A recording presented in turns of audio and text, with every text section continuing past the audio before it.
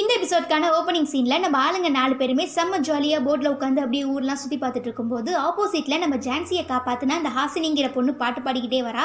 But அவ பாடுறது ரொம்பவே கேவலமா இருக்குங்கிறதுனால நம்ம ஆளுங்களாம் என்ன கருமண்டா இது இவ்வளோ கேவலமா இருக்கு, காதுல ஏதோ ஈத்த கட்சி ஊத்துன மாதிரி இருக்குன்னு சொல்லி பயங்கரமா கமெண்ட் பண்ணவும் நம்ம ஜான்சி அந்த பொண்ணை எனக்கு நல்லாவே தெரியும், அவ கூட என்ன ஒரு பிரச்சனையில இருந்து காப்பாத்தினான்னு சொல்லவும் நம்ம ஆளுங்களாம் அப்போ நாங்க காப்பாத்தினது செகண்ட் டைமானு கேட்டு பயங்கர ஷாக் ஆகிடுறாங்க.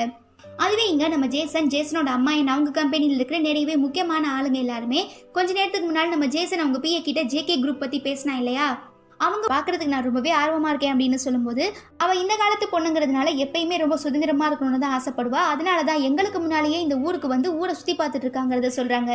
அதுக்கப்புறம் ஒரு பெரிய கான்ஃபரன்ஸ் நடக்குது. அந்த கான்ஃபரன்ஸ்ல நம்ம ஜேசன் ஷின்வா குரூப் கூட சேர்ந்து ஜேகே குரூப்ஸ் எந்த மாதிரியான ப்ராஜெக்ட்லாம் பண்ண போறாங்க, இந்த ப்ராஜெக்ட்னால எவ்வளவு ஒர்க்கர்ஸ் பயனடைய போறாங்க, இதனால எவ்வளவு ப்ராஃபிட் வரப்போகுது, ஏசியாலேயே கண்டிப்பா சவுத் கொரியா ஒரு பெரிய தாக்கத்தை உருவாக்கும் அப்படிங்கிற மாதிரி பயங்கரமா நம்ம ஜேசன் ஸ்பீச்லாம் கொடுக்குறான். இதை பார்த்து அங்க இருக்கிற எல்லாருமே பயங்கர இம்ப்ரெஸ் ஆகிடுறாங்க.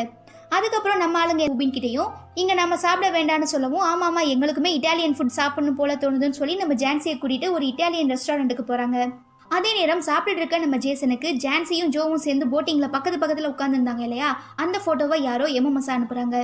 இதை பார்த்து நம்ம ஜேசன் ரொம்பவே வருத்தப்படுறான். பட் அந்த டேபிள்ல அவங்க அம்மா பக்கத்துல இருக்கிறாங்கிறதுனால அவனால அந்த கஷ்டத்தை வெளிப்படுத்த முடியாம ரொம்பவே கஷ்டப்படுறான்.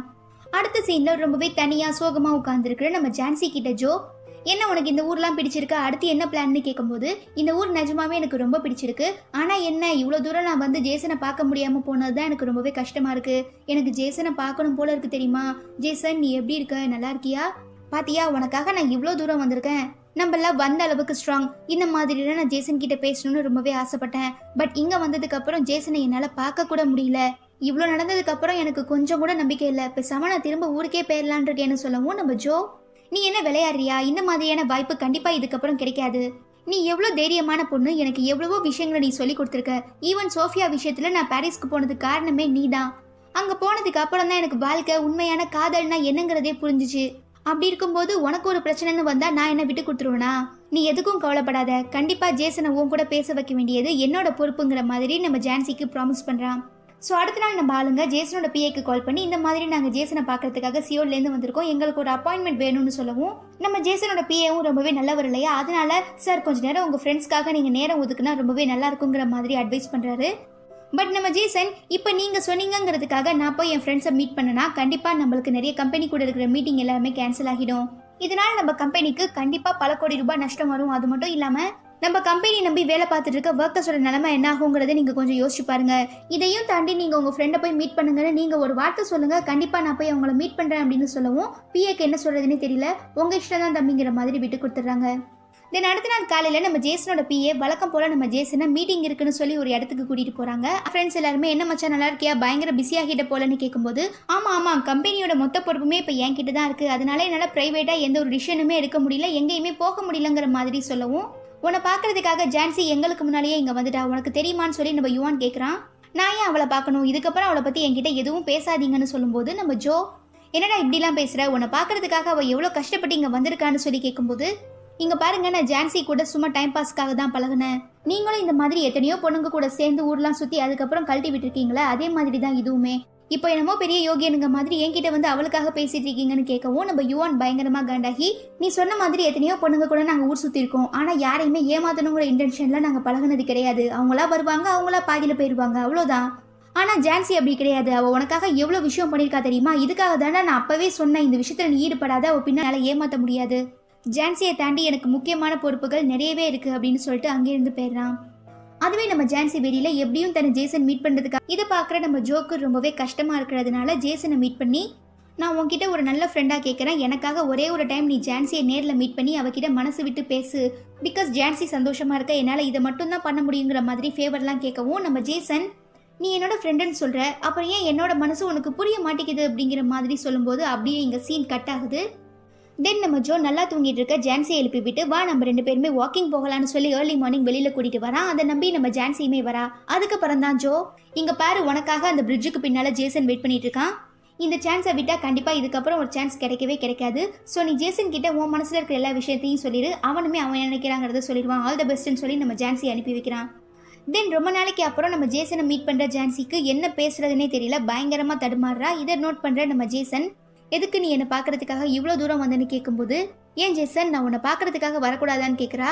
உன்னை நான் எப்படியாவது என்னோட மனசுல இருந்து அழிக்கணும்னு ட்ரை பண்ணிட்டு இருக்கேன், நீ ஏன் இப்படி அடிக்கடி மூஞ்ச வந்து காட்டிட்டு இருக்கேன், இப்போ உனக்கு என்ன பிரச்சனை, என்கிட்ட இருந்து என்ன எக்ஸ்பெக்ட் பண்ணி இங்க நீ வந்தேன்னு சொல்லி கேட்டுட்டு மனசுக்குள்ளேயே ஒரு சில விஷயங்கள் என்ன உன்கிட்ட பேச விடாம தடுத்துட்டு இருக்கு. ஆனா கண்டிப்பா கூடிய சீக்கிரம் உன்னை நான் வந்து மீட் பண்ணுவேன், ப்ளீஸ் எனக்காக கொஞ்ச நாள் மட்டும் வெயிட் பண்ணுங்கிற மாதிரி நினைச்சுக்கிறான்.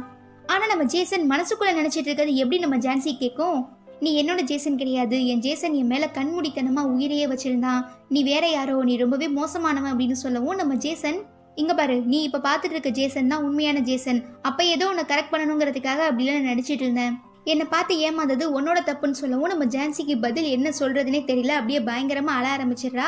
என்னதான் அதுக்கப்புறம் நம்ம ஜான்சி ஜேசனே தன்னை வேண்டான்னு சொல்லிட்டாங்கிற சோகத்துல அப்படியே அந்த போட்ல உட்காந்து போயிட்டு இருக்கும்போது அந்த போட்டை ஓட்டுறவர் ஏதோ பாட்டெல்லாம் பாடுறாரு. அப்ப நம்ம ஜான்சிக்கு ஜேசனை ஸ்டார்டிங்ல மீட் பண்ணது, சண்டை போட்டது, அதுக்கப்புறம் ஜேசன் ஜான்சி சுசி வந்தது, ஜான்சிக்கு ஜேசன் மேல லவ் வந்தது, இவங்க 2 பேருமே வெளிநாட்டுக்கு டூர் போனது, இந்த மாதிரி ரொம்பவே ஸ்வீட்டான டைம்ஸ் எல்லாம் நினைச்சு பார்த்து ரொம்பவே வருத்தப்பட்டு அழ ஆரம்பிக்கிறா.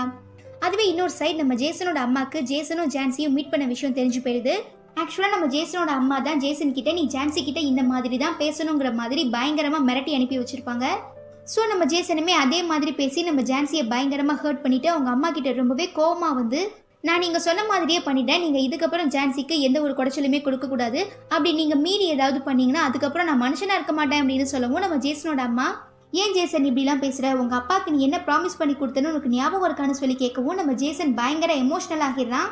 பிகாஸ் நம்ம ஜேசனுக்கு அவங்க அப்பாவை ரொம்பவே பிடிக்கும். ஸோ இறந்து போன தன்னோட அப்பாவை அம்மா ஞாபகப்படுத்திட்டதுனால ரொம்பவே தேம்பி தேம்பி அழ ஆரம்பிக்கிறான். அது மட்டும் இல்லாம நீ ஜான்சி ஒருத்திக்காக உனக்கு இருக்கிற எல்லா பொறுப்புகளையுமே விட்டு கொடுத்துட்டு ரொம்பவே சுயநலமா இருந்தீங்கன்னா கண்டிப்பா நம்ம கம்பெனி நம்பி இருக்கிற 7 லட்சம் ஒர்க்கர்ஸோட ஃபேமிலியோட எதிர்காலமே கேள்விக்குறியா போயிடும் அப்படின்னு சொல்லி பயங்கரமா மிரட்டவும், ஏற்கனவே பயங்கர எமோஷனலா இல்ல நம்ம ஜேசன் பயத்துல இதுக்கப்புறம் எதுவும் பேசாதீங்க, வாயை மூடுங்கன்னு சொல்லி கதற ஆரம்பிச்சிடுறான். தம்பி இன்னுமே கான்ஃபரன்ஸ் ரூம்ல தான் இருக்காங்க அப்படிங்கிற மாதிரி சொல்லிடுறாரு. ஆக்சுவலா இந்த மனுஷன் ரொம்ப ரொம்ப பாவம், அம்மாக்கும் பையனுக்கும் நடுவுல மாட்டிக்கிட்டு படாத பாடுபட்டு இருக்காரு. அப்படியே கட் பண்ணி கான்ஃபரன்ஸ் ரூம்ல இருக்க நம்ம ஜேசனை காட்டுறாங்க. ஜேசன் நம்ம ஜான்சி கூட எடுத்து அந்த வீடியோஸ்லாம் பார்த்து அப்படியே பயங்கரமா ஃபீல் பண்ணிட்டு இருக்கும் போது தான் ஜான்சி நம்ம ஜேசனுக்காக லாஸ்டா ஒரு வீடியோல பேசியிருந்தா இல்லையா, ஜோ கூட ரெக்கார்ட் பண்ணால, அந்த வீடியோவை போட்டு பார்த்து அப்படியே பயங்கரமா அழ ஆரம்பிச்சிடுறான். ஓகே இதுக்கப்புறம் இங்க உட்காந்தா கண்டிப்பா எதுவுமே சரிப்பட்டு வராதுன்னு சொல்லி அங்கே இருந்து கிளம்புறதுக்காக பார்க்கும்போது தான் நம்ம ஜேசனோட அப்பா நம்ம ஜேசன் கிட்ட சின்ன வயசுல நான் இங்க இல்லாதப்ப நீ என்ன பண்ணுவேன்னு சொல்லி கேட்டிருக்கும் போது நம்ம ஜேசன் சின்ன பையனா இருக்கும் போதே நான் அக்காவையும் அம்மாவையும் ரொம்பவே நல்லா பார்த்துப்பேன், அது மட்டும் இல்லாம நம்ம கம்பெனியை ஒரு பெரிய கம்பெனியா மாத்துவேன்னு சொல்லியிருப்பான். இந்த விஷயத்தை வச்சுதான் நம்ம ஜேசனோட அம்மா கொஞ்ச நேரத்துக்கு முன்னால ஜேசனை பயங்கரமா பிளாக்மெயில் எல்லாம் பண்ணிருப்பாங்க.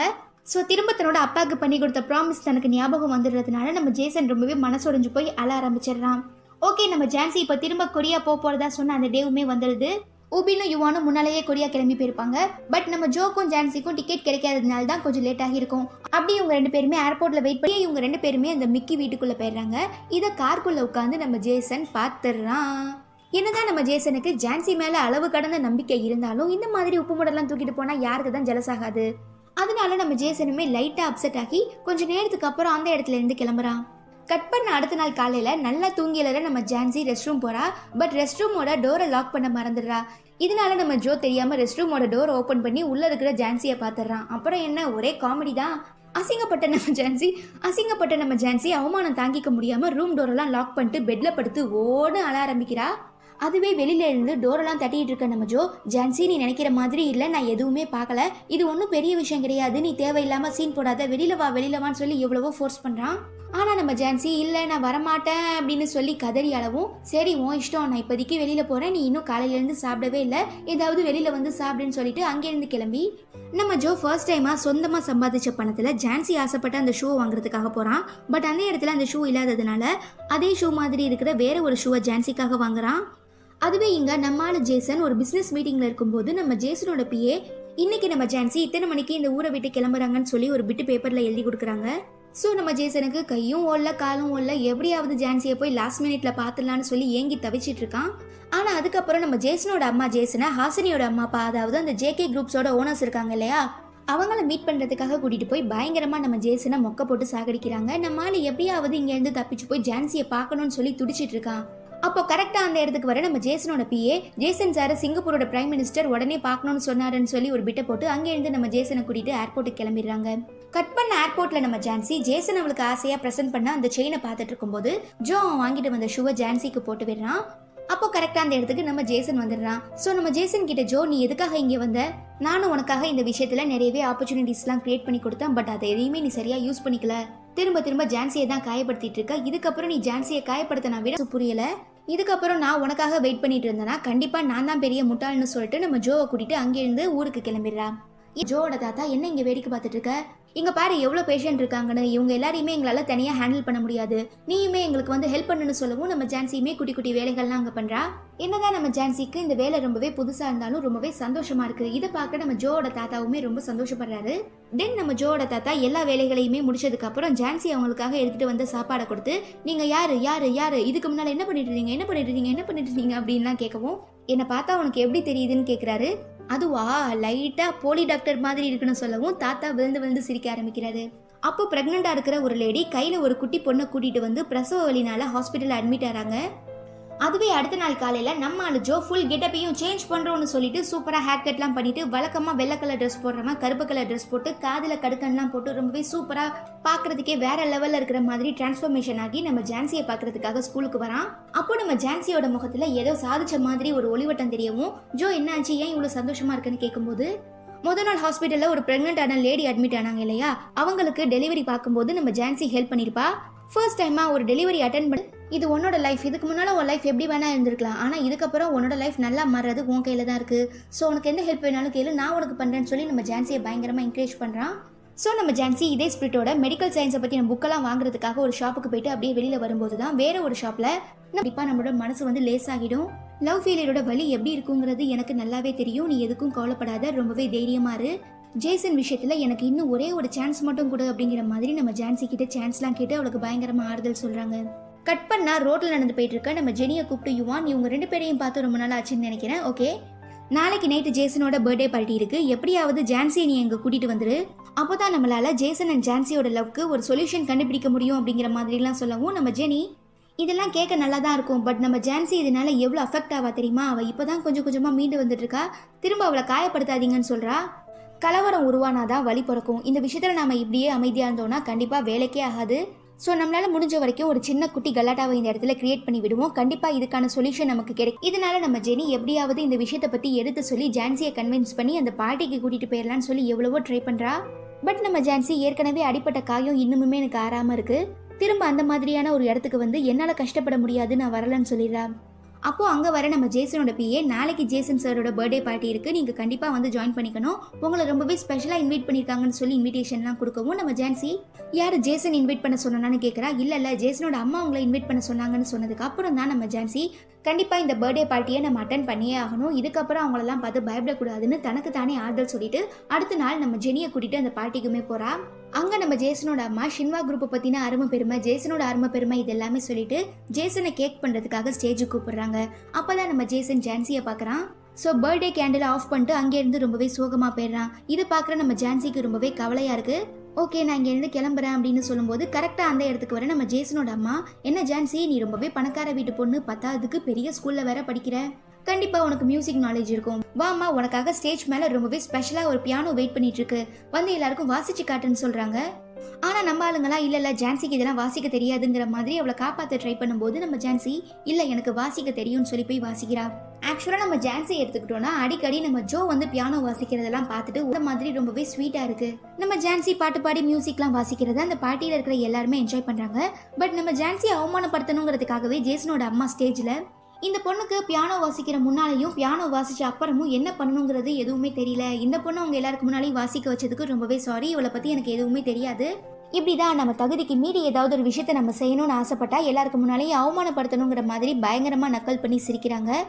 அதுக்கப்புறம் ஒரு பெரிய குண்டே போடுறாங்க. என்னன்னா இன்னைக்கு நம்ம ஜேசனுக்கு என்கேஜ்மெண்டா, யாரா அந்த பொண்ணுன்னு பார்த்தா வேற யாரும் இல்ல ஹாசினி. என்னது எனக்கு என்கேஜ்மெண்டான்னு கேட்டு நம்ம ஜேசன் பயங்கர ஷாக் ஆகிடுறான். அவன் மட்டும் கிடையாது எல்லாருமே ஷாக் ஆகிடுறாங்க.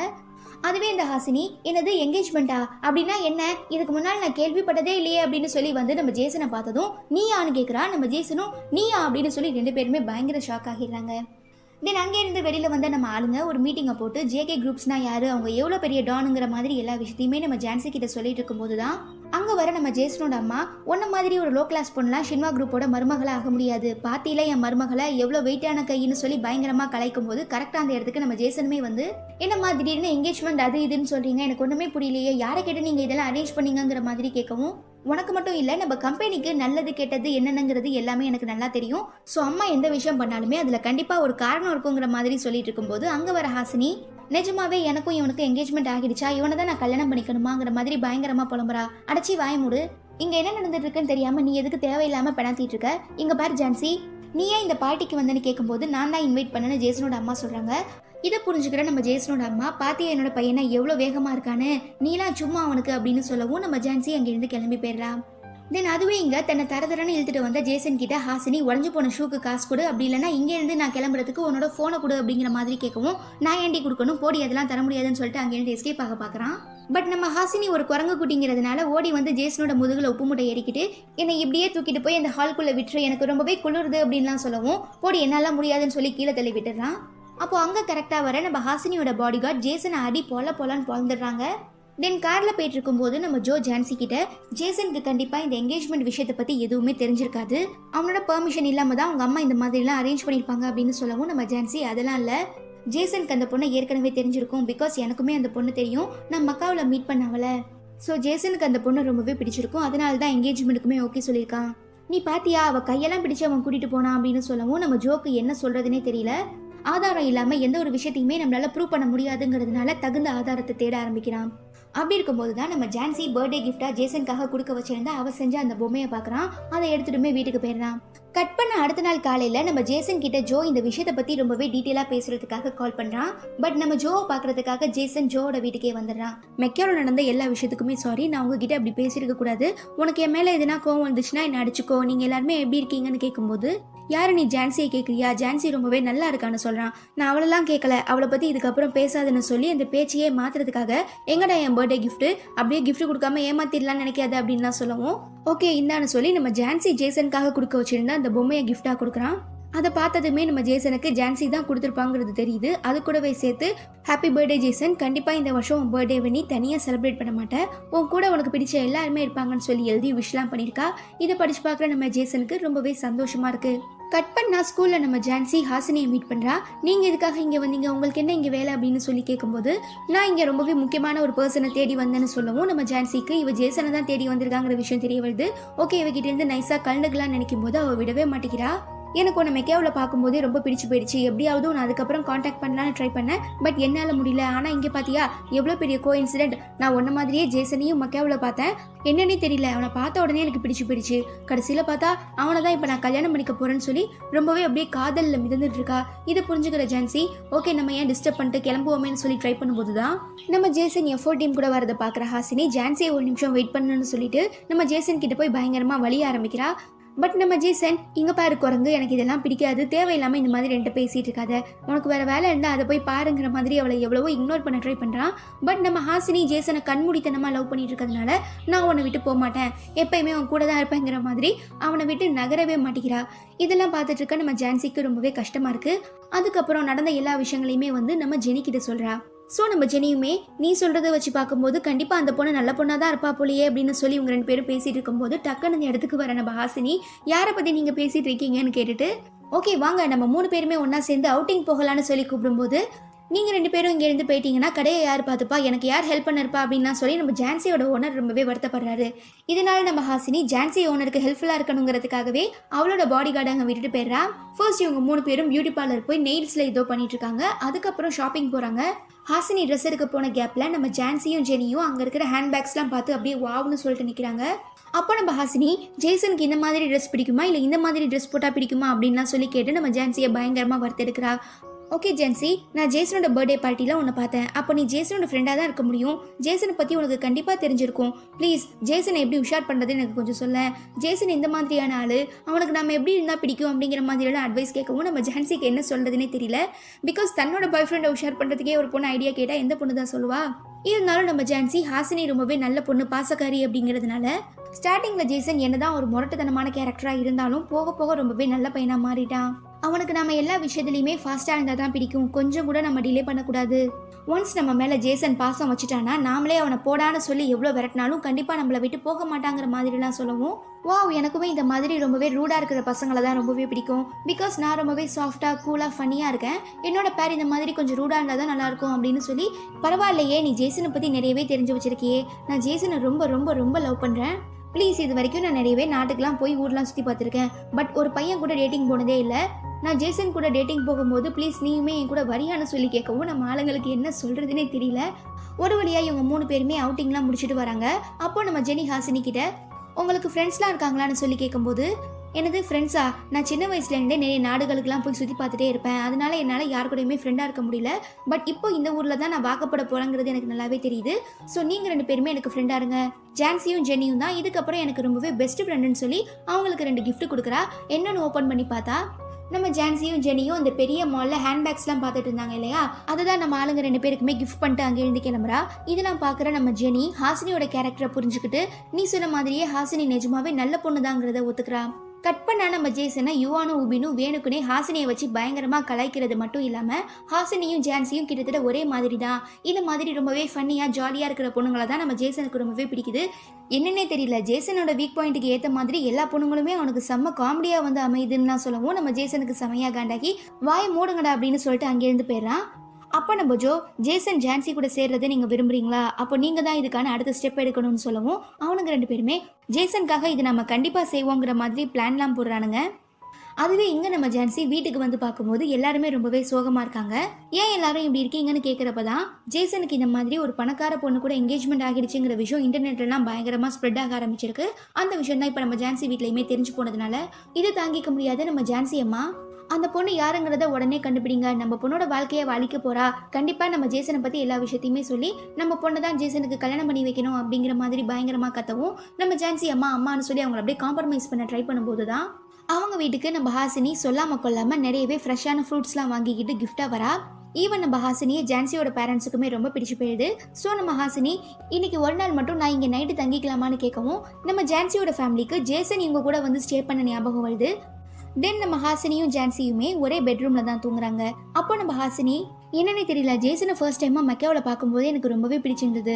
நிறைய பேர் நிறைய டைம் ஃபர்ஸ்ட் லவ்லாம் சொல்லுவாங்க, அப்பெல்லாம் எனக்கு அது புரியல.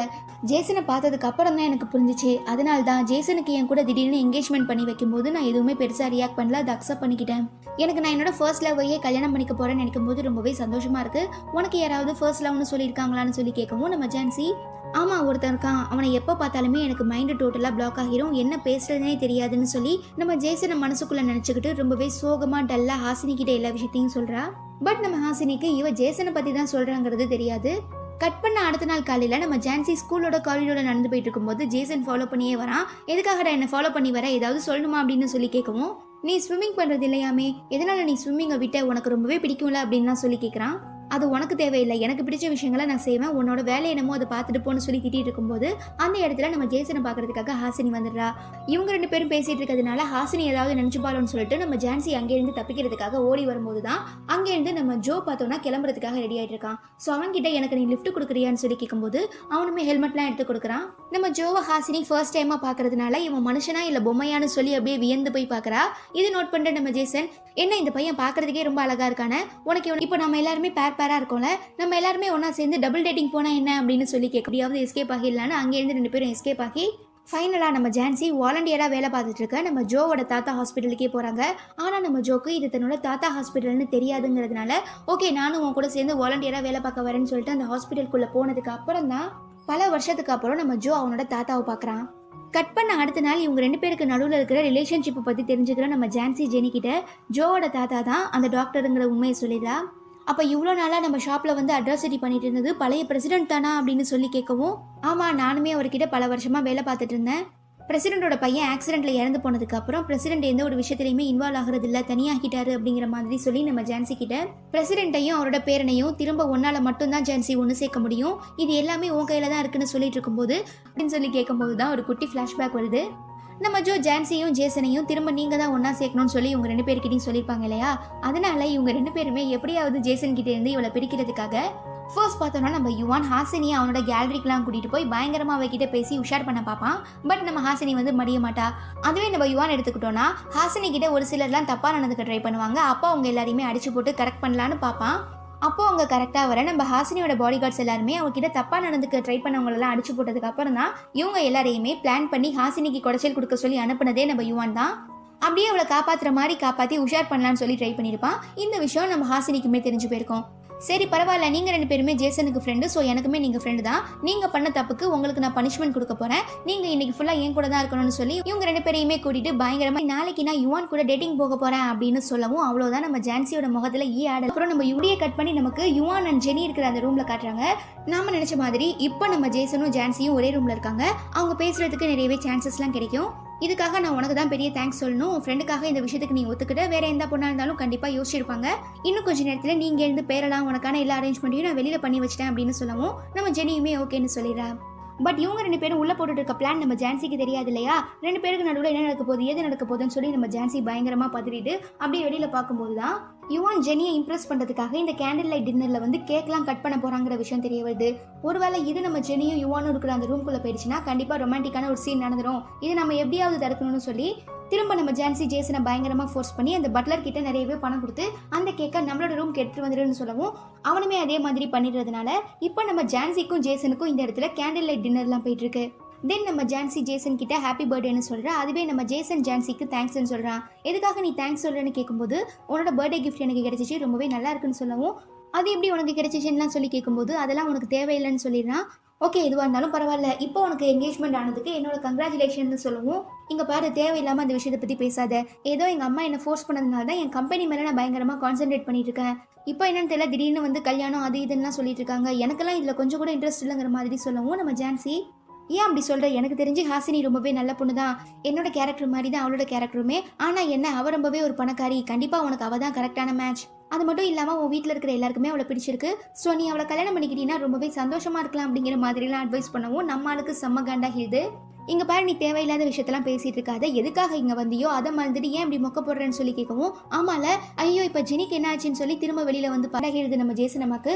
எங்கே இருக்கான்னு கேட்டு அந்த ரூமை கண்டுபிடிச்சு போய் பார்க்கும்போது தான் அந்த ரூமுக்கு பக்கத்து ரூமோட கதவுல நம்ம ஜான்சி நின்றுட்டு இருக்கிறத பார்க்குறாங்க. இப்போ தெரிஞ்சு போச்சு உன் ஃபேமிலியோட லட்சணத்தை பற்றி.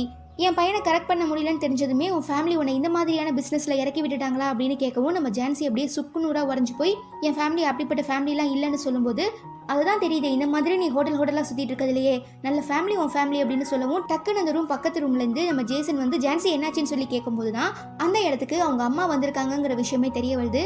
ஸோ நம்ம ஜேசனோட அம்மா, ஓ என் பையனுக்கு என்கேஜ்மெண்ட் ஆகிடுச்சு, இதுக்கப்புறம் அவன் கிட்ட பேச மாட்டாங்கிறது தெரிஞ்சு நீ அவனை கரெக்ட் பண்ணுறதுக்காக தான் இந்த மாதிரியான இடத்துக்கு கூட்டிகிட்டு வந்து அவனை மாட்டி விட பார்த்துருக்கியா, அதுக்கு விழுது உடனே ஜேசனை இழுத்துட்டு வாங்கன்னு சொல்லிட்டு அவங்க அம்மா அங்கேருந்து கிளம்பிடுறாங்க. ஸோ ரொம்பவே அவமானப்பட்ட நம்ம ஜான்சி அந்த அவமானத்துலேருந்து மீள முடியாமல் அங்கேயே உட்காந்து பயங்கரமாக அழ ஆரம்பிச்சிடுறா. என்னதான் இருந்தாலும் நம்ம ஜேசன் தான் ஜான்சி இந்த இடத்துக்கு கூட்டிகிட்டு வந்தான் இல்லையா, அதனால மனசு கேட்காம உடனே ஜோக்கு இந்த மாதிரி ஜான்சி இந்த இடத்துல இருக்கா, வந்து கூட்டிகிட்டு போன்னு சொல்லி மெசேஜ் அனுப்பி ஜான்சியை நம்மளால இந்த மாதிரியான ஒரு இக்கட்டான சுச்சுவேஷன்லேருந்து காப்பாற்ற முடியாமல் போயிடுச்சு அப்படிங்கிற குற்ற உணர்ச்சியில் மொபைலை தூக்கி போட்டு உடச்சிட்டு அங்கேருந்து கிளம்புறான். தென் நம்ம ஜான்சியை கூட்டிகிட்டு போகிறதுக்காக ஜோ அங்கே வந்து பார்க்குறான். பட் அந்த இடத்துல நம்ம ஜான்சி இல்லாததுனால உடனே கால் பண்ணி நீ எங்கே இருக்கன்னு கேட்கும்போது நான் வீட்டுக்கு வந்துடுன்னு சொல்கிறான். உணர்ச்சியாலேயே அவகிட்ட யாராலையுமே பேச முடியாமல் போயிடுது. இருந்தாலும் நம்ம ஜான்சி மேலே எந்த தப்புமே இருக்காதுங்கிறத புரிஞ்சுக்கிற நம்ம ஜோ திரும்ப அவகிட்ட பேசுறதுக்காக போகிறான். பட் நம்ம ஜான்சிக்கு ரொம்ப கால் வருது. அவங்க அம்மா ரொம்பவே பதட்டத்தோட பேசுகிறாங்கிறதுனால நம்ம ஜான்சி உடனே வீட்டுக்கு போய் பார்க்கும்போது அவங்க அம்மா வந்து ரொம்பவே சிக்காக இருக்காங்க. பிகாஸ் நம்ம ஜான்சியோட அப்பா நிறையவே இடங்களில் கடன் வாங்கியிருப்பார் இல்லையா, அந்த கடன் எல்லாமே இப்போ தலைக்கு மேலே போயிடுது. ஸோ எப்படி இந்த கடனை நாம திரும்ப அடைக்க போகிறோம்னு தெரியாமல் ஜான்சி ஃபேமிலி எல்லாருமே ரொம்ப கவலையில் இருக்கும்போது தான் ஜான்சியோட அம்மாவும் அப்பாவும் வேலை பார்க்குற அந்த கம்பெனிலேருந்து கால் பண்ணி இன்னைக்கு ஏன் நீங்கள் க்ளீன் பண்ணுறதுக்காக வரல, இடம்லாம் ரொம்பவே டர்ட்டியாக இருக்குது, நாளைக்கு ரொம்பவே முக்கியமான ஒரு ஃபங்க்ஷன் இருக்குது இந்த பில்டிங்கில், நீங்கள் கண்டிப்பாக வந்தே ஆகணும் அப்படிங்கிற மாதிரிலாம் சொல்லவும் தன்னோட அம்மாவுக்கு ரொம்பவே உடம்பு சரியாமல் இருக்கிறதுனால அப்பா தானே தன்னோட அம்மாவை பார்த்துக்கிறாங்க. ஸோ இவங்க 2 பேரோட வேலையை